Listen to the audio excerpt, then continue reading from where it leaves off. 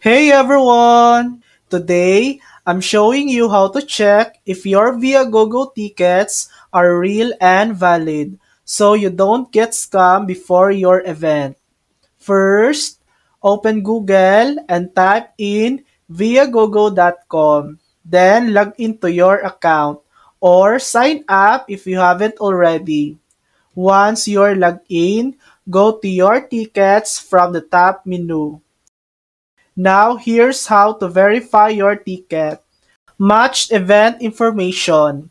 Double check the event date, time, and venue against the official event website or the authorized ticket seller.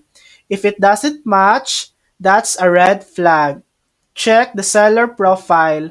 Look for reviews, ratings, and transaction history. Sellers with lots of positive feedback are way more trustworthy.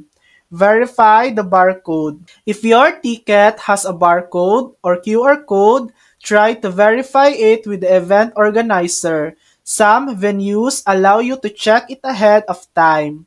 Be cautious of red flags. Watch out for super low prices, last minute listings, and strange payment requests like gift cards or crypto.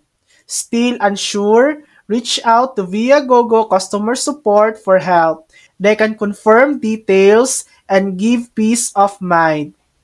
If you follow all these steps, you'll greatly reduce the risk and be ready to enjoy your event stress-free. And that's it. That's how to check if Viagogo tickets are valid. Thanks for watching!